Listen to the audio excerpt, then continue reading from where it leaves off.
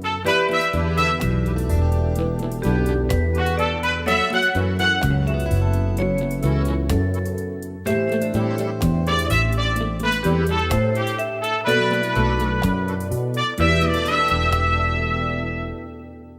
l'aéroport de Lombo, les dispositions pratiques ont été prises ce vendredi 3 juin 2022 pour accueillir le président de la République. Denis Sassou Nguesso a été salué à sa descente d'avion par les corps constitués des départements des Plateaux et de la Cuvette. Ainsi, le chef de l'État a entamé une visite de travail de quelques jours à Oyo, marquée par des entretiens avec de hautes personnalités de la sphère politique, parmi lesquelles le président de la République démocratique du Congo. C'est donc le samedi 4 juin dans l'après-midi que l'avion transportant Félix-Antoine Tshisekedi Tshilombo a atterri sur le tarmac de l'aéroport de Lombo. Le président de la RDC est accueilli à son arrivée par son homologue Denis Sassou Nguesso. Sur le plan bilatéral, cette visite de travail de 48 heures à Oyo dans le département de la Cuvette a lieu dans un contexte marqué par de bonnes relations d'amitié et de coopération entre la RDC et le Congo. Au plus haut niveau, elles se traduisent par des contacts réguliers dans les deux sens entre les présidents Félix-Antoine Tshisekedi Tshilombo et Denis Sassou Nguesso. La dernière fois que les deux hommes d'État se sont rencontrés à Oyo en bilatéral, c'était en février 2022 en marge de la quadripartite réunissant les présidents Félix-Antoine Tshisekedi de la RDC, Yoweri Museveni de l'Ouganda, Faure Gnassingbé du Togo et Denis Sassou Nguesso du Congo.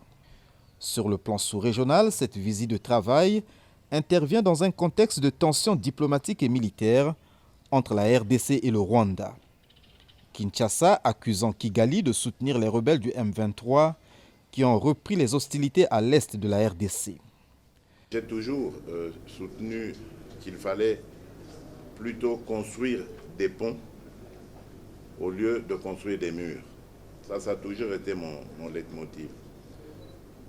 Malheureusement, aujourd'hui, nous en sommes là où nous sommes. Je suis le premier affecté, comme je le disais, et j'espère que la situation n'en restera pas là.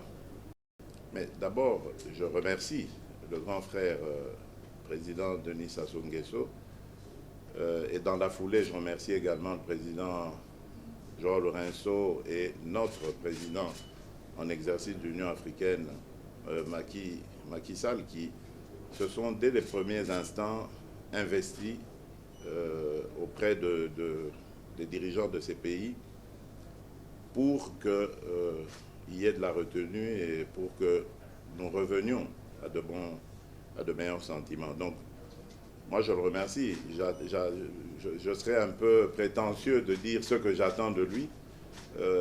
Vous comprendrez que lorsque je lui envoie les remerciements, c'est parce que je crois qu'il joue son rôle de patriarche, d'aîné, avec son expérience, avec ses conseils. Je crois qu'il va arriver à ramener la situation à la normale.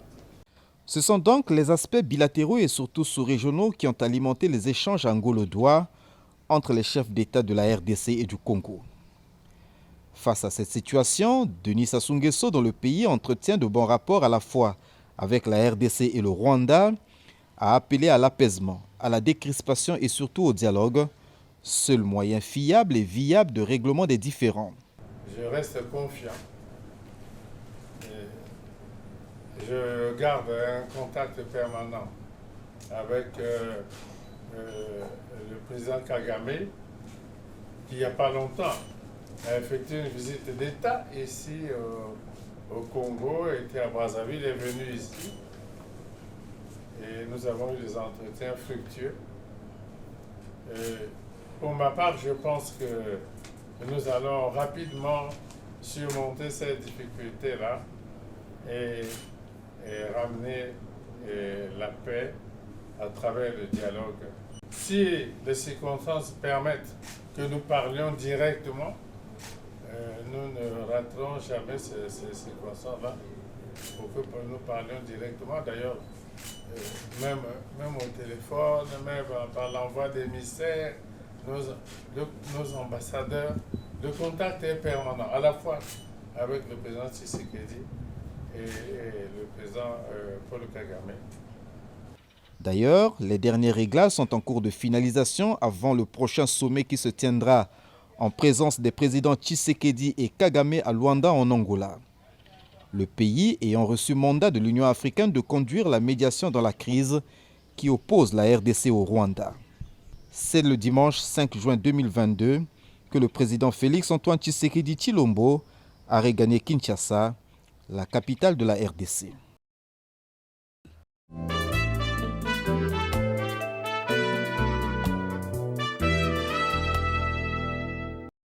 Le Congo et le Togo sont deux pays africains qui entretiennent depuis 1986 de bons rapports d'amitié et de coopération. Ces dernières années, ils se sont engagés à raffermir davantage leurs relations par des rencontres régulières au plus haut niveau. Cet engagement a été une fois de plus respecté ce mardi 31 mai 2022 lors de l'accueil réservé par le président de la République Denis Sassou Nguesso à son homologue togolais Faure Gnassingbé en visite de travail de quelques heures à Brazzaville. Au cours des échanges en tête-à-tête qu'ils ont eus à la résidence du plateau, Denis Sassou Nguesso et Faure Gnassingbé ont passé en revue les différentes crises sécuritaires en Afrique, notamment l'instabilité politique en Afrique de l'Ouest, engendrée par des groupes terroristes et la prise de pouvoir par les armes dans certains pays de la CEDEAO. L'Afrique de l'Ouest est aujourd'hui minée par le fléau du terrorisme et que dans plusieurs de nos pays en Afrique de l'Ouest sévissent ou des crises sécuritaires, mais qui se sont transformées en crises politiques avec des transitions. Le président Sassou Nguesso m'a fait part de son inquiétude et de ses préoccupations et a voulu savoir comment les choses évoluaient.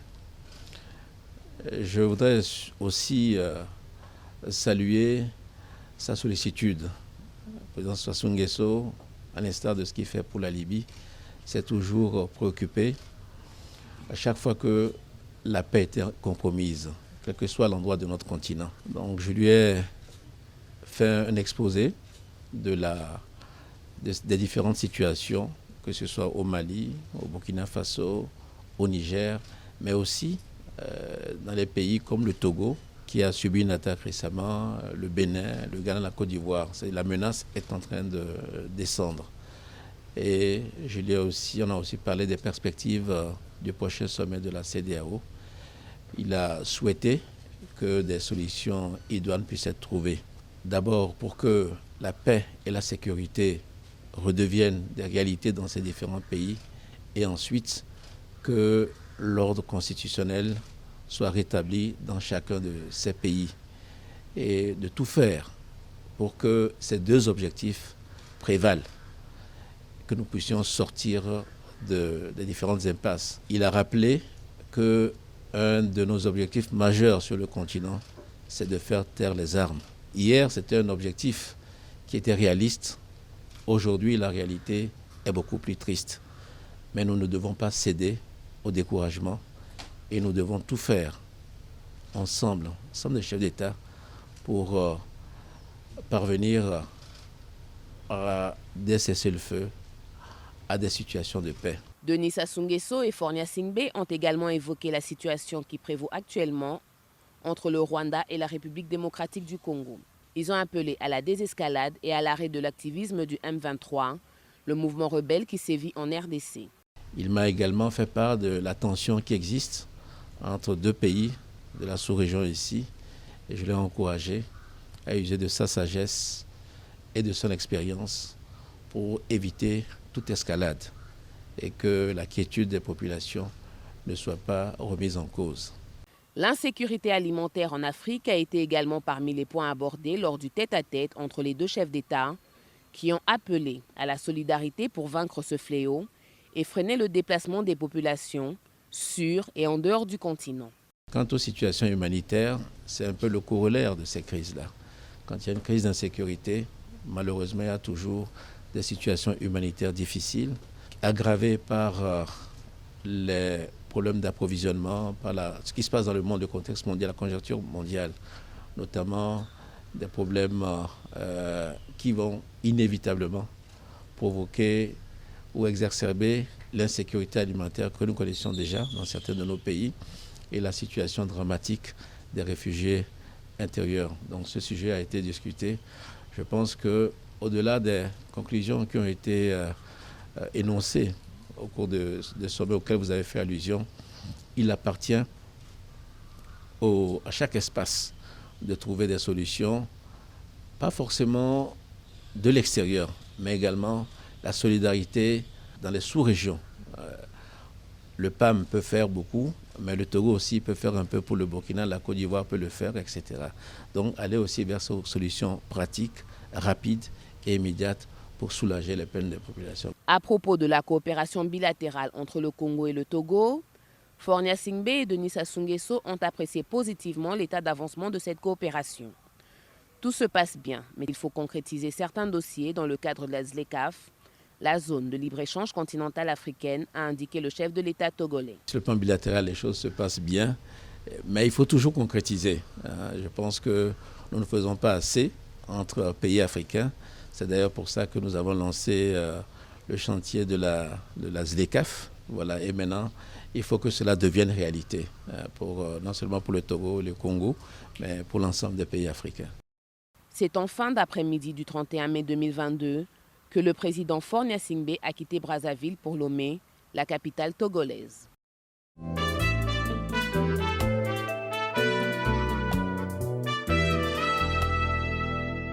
Les relations entre l'État congolais et l'Église kimbangiste sont au beau fixe, comme le témoignent les entretiens ce 2 juin 2022 entre le président de la République Denis Sassou Nguesso et le chef spirituel et représentant légal de l'Église kimbangiste Simon Kimbangu Kiangani. L'Église kimbangiste, dont le siège se trouve en Kamba en RDC, va accompagner l'État congolais dans sa politique de développement de l'agriculture au sens large du mot. En effet, depuis quelque temps, l'Église kimbangiste entend lancer les activités des fermes et plantations au centre agro-pastoral de Kunzulu dans le district de Ngabé, département du Poul. Plus de précisions avec Madame Mensa Sassou Nguesso, marraine du dit projet. J'ai commencé à travailler avec l'Église kimbangiste, ça fait maintenant 3 ans. Et la première fois qu'ils m'ont invitée, je suis allée à Kamba. Et j'ai vu comment ça se passait et j'ai même visité aussi les champs d'agriculture qui m'ont permis de voir que ce sont des gens qui travaillent sérieusement. Et c'est pour ça que j'ai accepté d'être la marraine de ce projet de Kunzulu, parce que Kunzulu existait déjà depuis longtemps. Et là, Kunzulu va recommencer ses activités. Chaque fois que je vais à Kamba, j'ai l'occasion de manger bio. Donc je connais leurs produits et ce sont des produits de bonne qualité. Et je ne pouvais que faire la promotion de tout ça au président de la République, parce que c'est quelqu'un qui tient beaucoup à tout ce qui concerne la terre. Et voilà, j'en ai parlé au président et il a été d'accord pour pouvoir les recevoir et voir avec eux aussi comment avec l'État, parce que l'église kimbangiste a une particularité, c'est que c'est une église qui accompagne l'État dans ses projets et c'est pour ça vraiment qu'ils sont soutenus ici au Congo-Brazzaville. Soulignons que l'église kimbangiste est une église indépendante africaine, chrétienne de type prophétique, fondée le 6 avril 1921.